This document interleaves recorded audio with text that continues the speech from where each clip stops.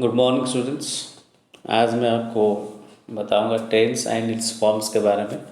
ध्यान से सुनिएगा, ये वीडियो थोड़ा लेंदी होने वाला है लेकिन आपके लिए बहुत ही इम्पोर्टेंट है, ज़रूरी है। चलिए स्टार्ट करते हैं। Meaning of tense: verb forms which express the action of time और at what time the work is said to be done is called tense. Verb forms हमें पता है कि तीन तरह का वर्ब फॉर्म्स होता है: present, past and past participle. And ये एक्सप्रेस करते हैं एक्शन ऑफ टाइम को, मतलब किस समय पे कौन सा कार्य होता है। अगर हम इसके बारे में जान सकते हैं तो हम ये कहेंगे कि उसे हम टेंस कहते हैं। In fact tense shows the time when work is done. Tense क्या दर्शाता है? टेंस समय को दर्शाता है, जिस समय में वो कार्य होता है। तो action of time means the time at which a work is said to be done or performed. Action of time हम किसे कहते हैं? एक्शन का मतलब होता है वर्क। तो किस समय पे कौन सा कार्य घटित होता है या काम करते हैं, उसको हम एक्शन ऑफ टाइम कहते हैं। Normally, when a work is or was done at a particular time or time period comes under present or past. So, on the basis of that, tense is classified into two types: present tense and past tense. Yes, बच्चों थोड़ा इस बारे में मतलब सबको confusion रहता है कि जो टेंस होता है वो तीन तरह का होता है, लेकिन यहाँ पे मैं बता दूँ जो टेंस है एक्चुअली वो दो तरह का होता है। एक होता है प्रेजेंट और एक होता है पास्ट। रीज़न क्या है? जैसे कि मैंने यहाँ पे लिखा है, normally when a work is और was done at a particular time और a time period comes under present और पास्ट। मतलब कोई एक काम अगर हम करते हैं या करते थे एक समय पर या समय के दौरान, तो वो या तो प्रेजेंट या तो पास्ट में आता है। Means what I want to say is that वर्तमान समय में हम जो कार्य करते हैं उसको हम उसके बारे में हम बता सकते हैं। अतीत मतलब पास्ट में जो कार्य हमने किए थे उसके बारे में भी हम एक्सप्रेस कर सकते हैं।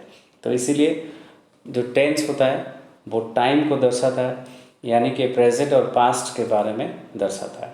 सो tense means there are actually two types of tense: present tense and past tense. तो आप कहेंगे फ्यूचर का क्या? तो मैंने यहाँ पे लिखा है, if you can see read, future comes under time not in tense since an action और work in future may or may not happen. We are not sure of future, future is not certain. हाँ दोस्तों, जो future tense future tense नहीं, future time, जो future होता है वो time के अंडर ही इंक्लूड होता है। इसका रीज़न ये है, जो एक्शन जो कार्य भविष्य में होने वाला है हम श्योर से नहीं बता सकते कि ये हो सकता है या नहीं भी हो सकता है, क्योंकि जो फ्यूचर होता है वो अनसर्टन होता है। Means we can not predict exactly that it will happen. So on the basis of that, देखिए हम प्रेजेंट के बारे में हम बता सकते हैं, पास्ट जो मतलब ऑलरेडी हो चुका है उसके बारे में भी हम बता सकते हैं, लेकिन फ्यूचर के बारे में हम सिर्फ एक प्रेडिक्शन कर सकते हैं। मतलब हम मतलब श्योरली नहीं बता सकते। ओके, सो जो फ्यूचर होता है वो अनसर्टन होता है, इसीलिए और वो टाइम है, जो समय है वो आया नहीं है, वो आने वाला है। तो यही रीज़न है कि हम उसे टेंस में इंक्लूड नहीं कर रहे हैं, टाइम में इंक्लूड करते हैं। So we have present tense, past tense and future time.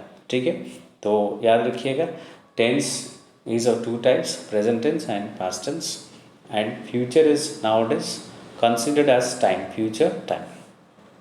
Let's now come to forms of tense. Each tense including future time has four forms. So present tense हो या past tense हो या future time, इन सभी का चार forms होता है। Number 1 simple और इंडेफिनाइट, नंबर 2 प्रोग्रेसिव इम्परफेक्ट और continuous, number 3 perfect, number 4 perfect progressive या तो परफेक्ट कंटिन्यूस। तो चलिए पहले हम स्टार्ट करते हैं प्रेजेंट टेंस से। प्रेजेंट टेंस का पहला form simple present tense. Rule मैंने यहाँ पे लिखा है, सब्जेक्ट प्लस वर्ब 1 और verb 1 plus S or S plus object. ये rules you need to remember, it's very important. जैसे भी हो आपको रूल याद करना पड़ेगा अगर आप चाहते हैं कि टेंस को अच्छे तरह से आइडेंटिफाई करें। So first one example, excuse me, I eat rice, subject I, verb 1 eat, object rice. B, she eats rice, subject she, verb 1 eats, object rice. Note by, यहाँ पे क्या आपको याद रखना पड़ेगा, we add S or es to verb 1 only in simple present tense if the subject is third person singular number. Yes बच्चों, ये बहुत ही इम्पोर्टेंट है, क्योंकि जो वर्ब में हम जो एस और es ऐड करते हैं वर्ब 1 में, वो सिर्फ और सिर्फ सिंपल प्रेजेंट टेंस में ही हो सकता है। कंडीशन ये है कि जो सब्जेक्ट हम यूज़ करते हैं वो थर्ड पर्सन सिंगुलर नंबर होना चाहिए। आइए अभी हम देखते हैं कि uses of simple present tense, कैसे हम सिंपल प्रेजेंट टेंस को सही तरीके से यूज़ कर सकते हैं। First one, to express habitual और एवरीडे और डेली एक्शंस। जो एक्शंस हम डेली करते हैं और या हमारा हैबिट है उसको हम सिंपल प्रेजेंट में एक्सप्रेस करते हैं। Example, I wake up, sorry of मैंने नहीं लिखा, I wake up at 6 AM in the morning. Number 2, to express a condition or any scientific facts, universal facts. Scientific or universal quite similar. Example, if you heat ice, it melts. ये condition अगर हम ice को heat करेंगे मतलब गर्म करेंगे तो ये क्या हो जाएगा, मेल्ट हो जाएगा।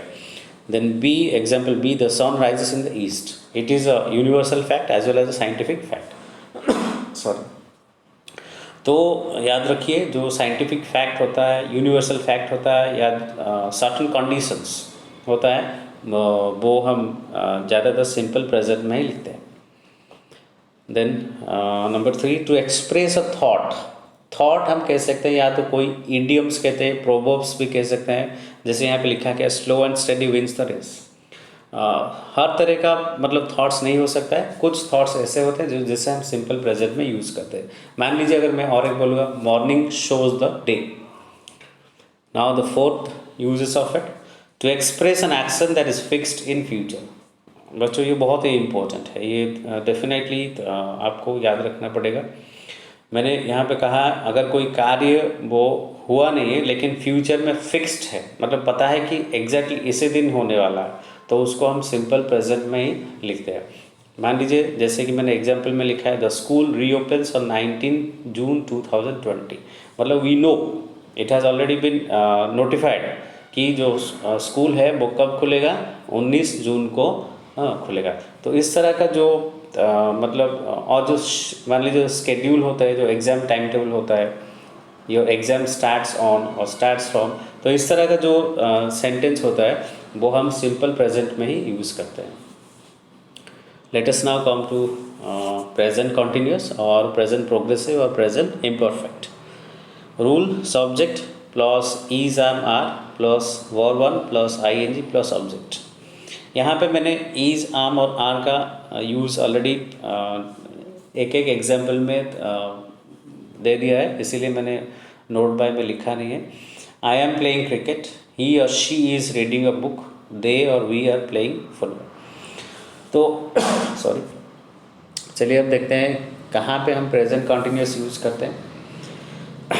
Number 1, to express an action और work that is going on at the time of speaking. जब हम बोलते हैं तो वो ये कार्य उसी समय चलता रहता है। Example, Ramesh is watching TV. So when we say Ramesh is watching TV, मतलब वो उसी समय वो क्या कर रहा है, टीवी देख रहा है। Number 2, to express an action that can happen in near future by using the phrases like going to, planning to, etcetera.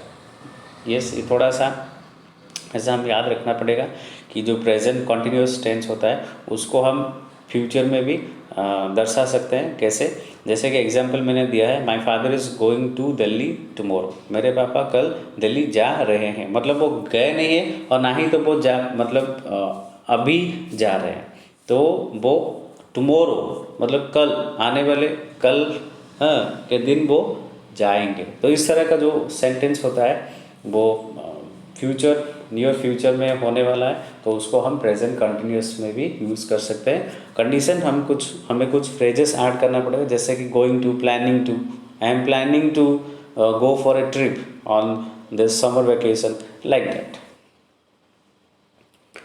Late us now come to sorry, present perfect, rule subject plus have or has plus verb 3 plus object. Example, I have eaten rice, she has written a letter. यहाँ पे थोड़ा हमें ध्यान रखना पड़ेगा, जो has होता है वो यहाँ पे जो थर्ड पर्सन सिंगुलर सब्जेक्ट में ही यूज़ करेंगे. मैं उसको नोट बाय में डाल दूँगा बाद में. हाँ, तो यूजेस ऑफ प्रेजेंट परफेक्ट, ये जो प्रेजेंट परफेक्ट टेंस होता है वो हम कहाँ पे यूज़ करते हैं?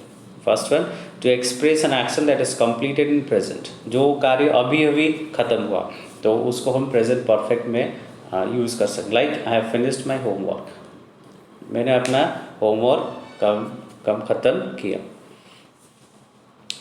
Then number 2, to express an action started in past but is over in present. ये थोड़ा सा इम्पोर्टेंट है, उसको हमें ध्यान में रखना चाहिए कि जो कार्य वो पास्ट में अतीत में स्टार्ट हुआ लेकिन प्रेजेंट में आते आते वो ख़त्म हो चुका है.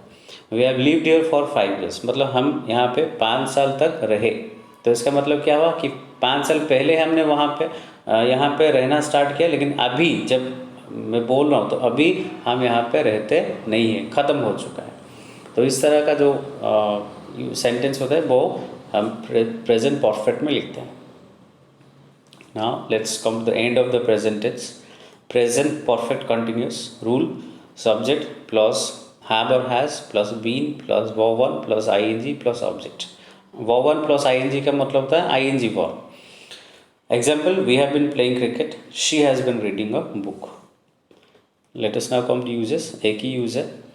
To express an action that started in past but is still continuing in present. ये प्रेजेंट परफेक्ट का थोड़ा सा डिफरेंट फॉर्म है. जैसे कि मैंने बताया प्रेजेंट परफेक्ट में क्या होता है, जो एक्शन वो पास्ट में शुरू हुआ लेकिन प्रेजेंट आते आते वो ख़त्म हो चुका है. लेकिन जो प्रेजेंट परफेक्ट कंटिन्यूस है थोड़ा सा उसका ऑपोजिट है. एक्शन पास्ट में स्टार्ट हुआ और प्रेजेंट में भी चल रहा है, मतलब अभी भी चल रहा है. जैसे एक एग्जाम्पल के तो माध्यम से मैं बताता हूँ.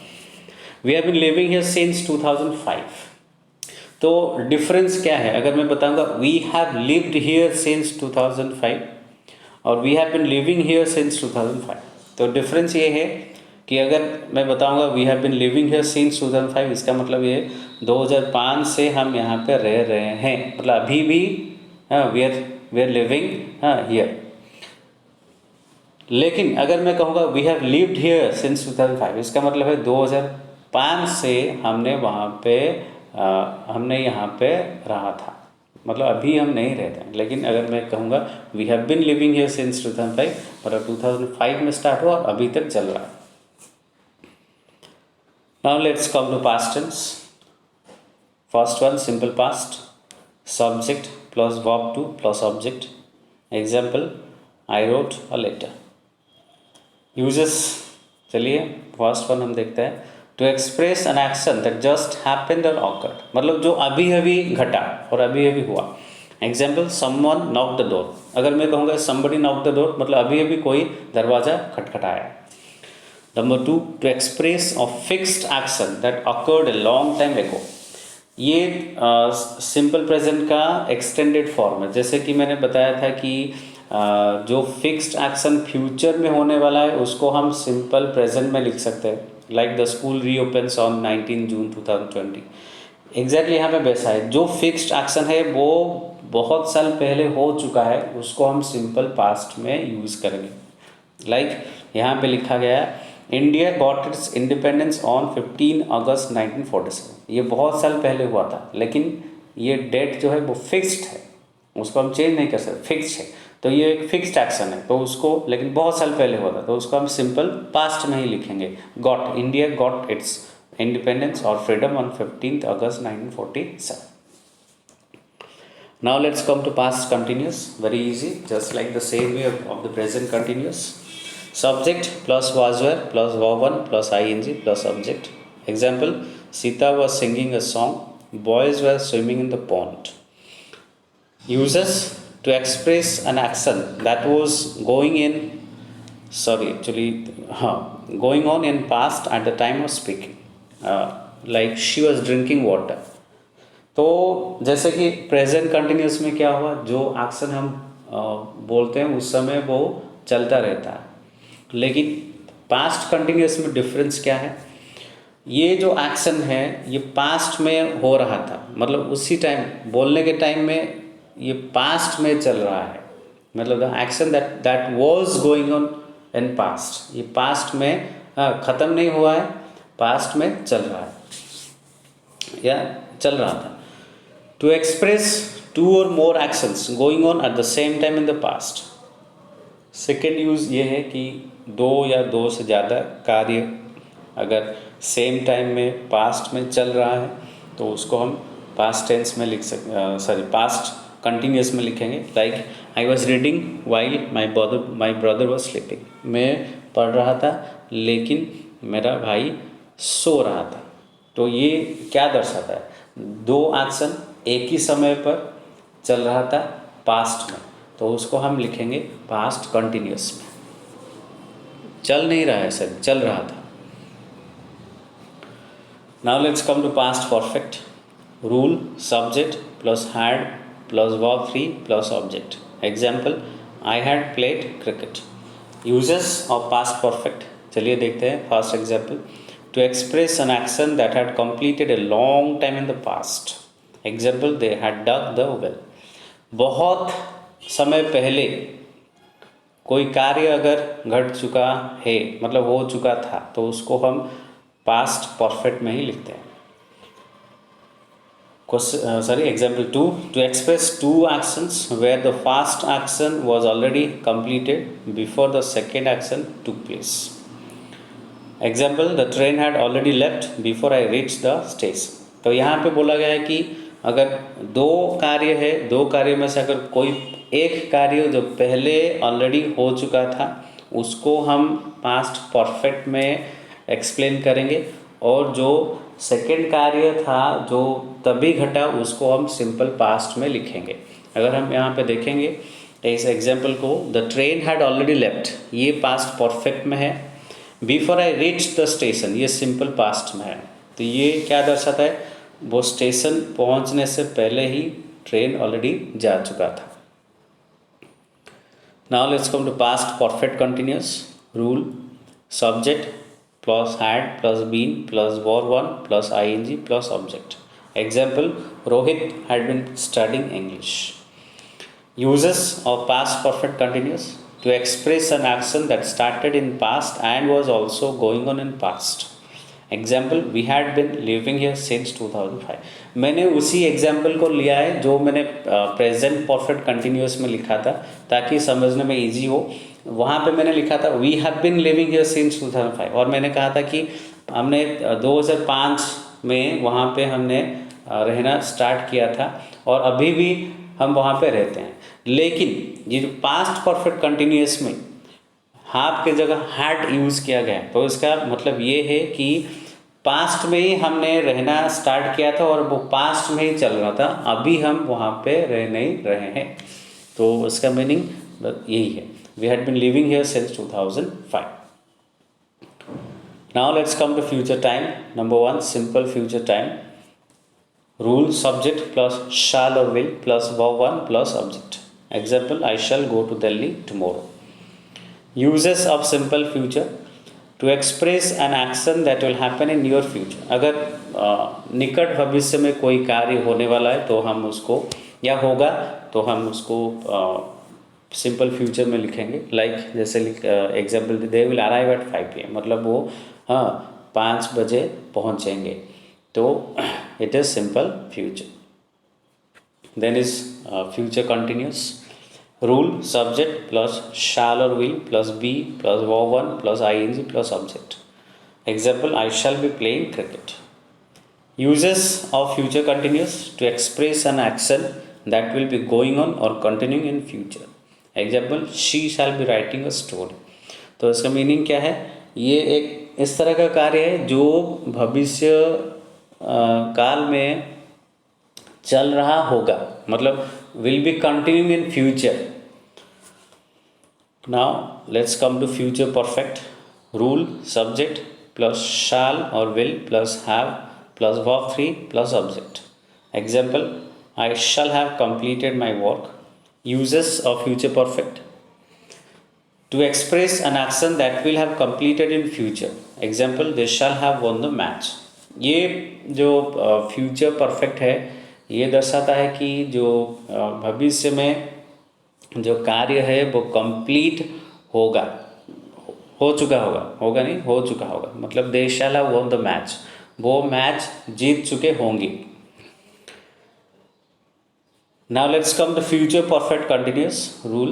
Subject plus shall or will plus have plus been plus verb plus ing plus object. Example I have forgotten to give, but here I have given at the end. Let's discuss that. Uses of future perfect continuous to express an action that will start in future and also be continuing in future. Example, we shall have been living here since 2025. 2025 में हम इस यहाँ पे रह रहे होंगे. तो इसका मतलब है कि इट विल स्टार्ट, वो वहाँ पे अभी रह नहीं रहे हैं, मतलब वो स्टार्ट होगा फ्यूचर में और कंटिन्यू भी फ्यूचर में हो रहा होगा. तो इसका मीनिंग बस यही है. And future time has not many uses, it is rarely used, but it's very important that we should get to know its uses. Note by जो वर्ब फॉर्म्स का मैंने जिक्र किया था, वर्ब 1, वर्ब 2 एंड वर्ब 3, यहाँ पे मैंने लिखा है verb 1 present, verb 2 past, verb 3 past participles. And here I have given you some questions. यहाँ पे मैंने कुछ क्वेश्चन दिए हैं जिसका tense and its forms you need to identify, आप लोग आइडेंटिफाई करेंगे. And here are what we have discussed, जो हमने डिस्कशन किए हैं. तो इस सब का क्वेश्चंस मैंने यहाँ पे दिया है टू रिवाइज योरसेल्फ. तो सबसे ज़रूरी चीज़ क्या है टेंस में? सबसे ज़रूरी चीज़ है कि पहले तो हमें उसका रूल याद रखना पड़ेगा, और दूसरी बात जो है वो बहुत ही इम्पोर्टेंट है कि उसका यूजेस. अगर हम उसका यूजेस अच्छे से याद कर लिए तो definitely means I can guarantee that you can not make any mistake, भूल नहीं करोगे. तो सबसे ज़रूरी है रूल एंड इट्स यूजेस.